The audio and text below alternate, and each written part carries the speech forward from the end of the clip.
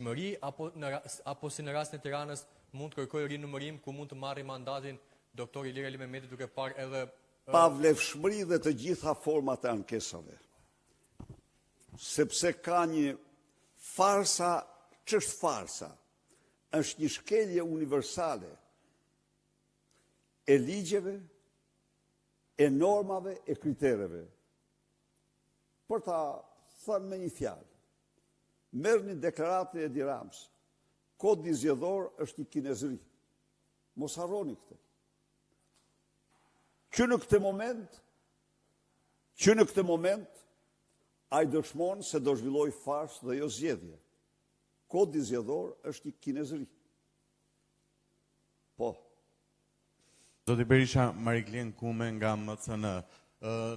Qarku i Durrësit, zoti Berisha, ka qenë ndër të vetmit qarqe që kanë ruajtur rezultatin e 2021-shit.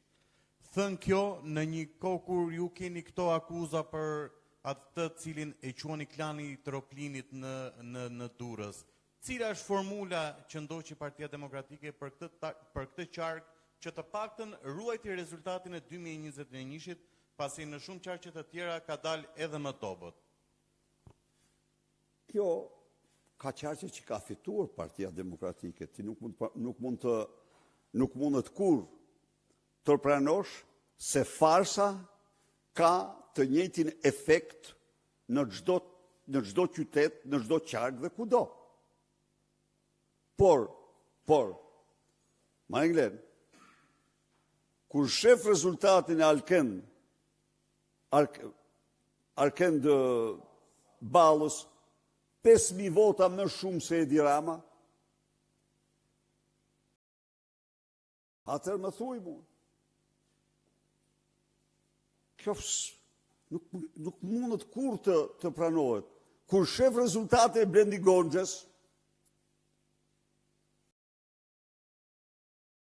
që merë 5.000 vota në vorë, dhe kandidati tjetër që dikur kishte marrë 6.000 vota në vorë, merë 2.000 vota tani, sepse banda Xhabafti kaloi nga ajo tek Gonxhe. Pra, njeriu nuk mund të nënshtrohet kësaj kur, nuk mund t'i ka përdi këto. Po të mos qe efekti kartel Troplini, dhe jo vetëm Troplini, se së vetëm Troplini në Durrës, edhe banda tjetër është. Edhe banda tjetër që mbështetja Ani Durmishin e tjerë. Durrësi mund të ishte 80% për Partinë Demokratike. Pra, këtu nuk mund të injorohet për një shkak apo për një tjetër efekti farsës kombëtare.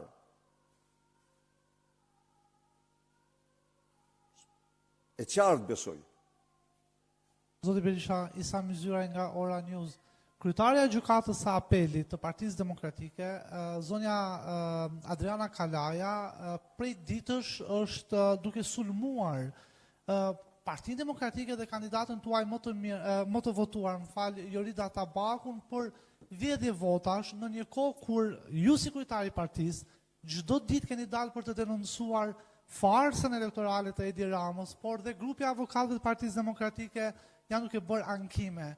Ju si kryetari i partisë, a keni një qëndrim për këtë, përveç faktit që Partia Demokratike është një parti ku është e lirë dhe gjithkush ka mendimin e vet, por zonja në fjalë është kryetare dhe zyrtare e lartë e Partisë Demokratike, pra nuk është një militante, nëse mund ta quajmë thjesht, që mund ta akuzojë dhe mund të thotë çfarë do dojë. Zonja Kalaja është një luftëtare e vendosur,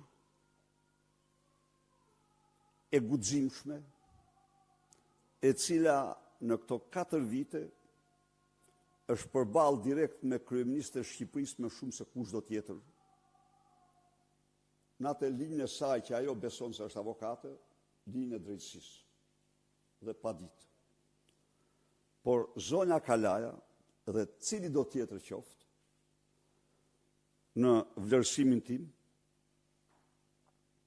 nuk ka të drejtë, pa fakte, të akuzoj ndonjë njeri.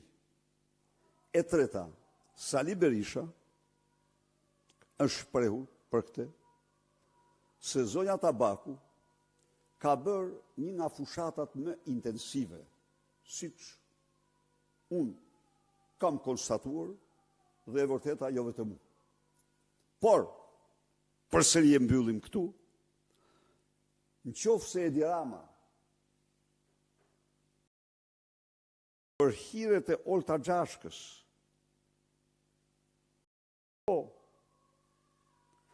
urdhroi që asnjë kutit mos hapet, unë se kam bërë kurte dhe çdo kandidat që ka dyshimet më të vogla se janë bërë një padrejtësi nga cili do, unë e ftoj të marrë të gjithë dokumentacionin dhe ta verifikoj. Detyra ime është, pavarësisht nga konsideratat personale që kam për njërin tjetrin me radhë, nuk të mbroj parimet bazë. Dhe parimi bazë është ai që ka dyshime. 1, 2, 3 me radhë cilat janë. Dhe t'i faktoj pa patur asnjë pengesë në sigurimin e gjithë dokumentacionit. Janë disa, s'është vetëm zonja Kalaja, ka dhe të tjerë. Por ne nuk kemi parti që t'u themi mos hap kutit. Jo. Atë se themi kurne. Kërko të drejtën tane. Kjo është parimi ynë. Faleminderit atër, se mirë që së mbyllëm përsëri me gjatë.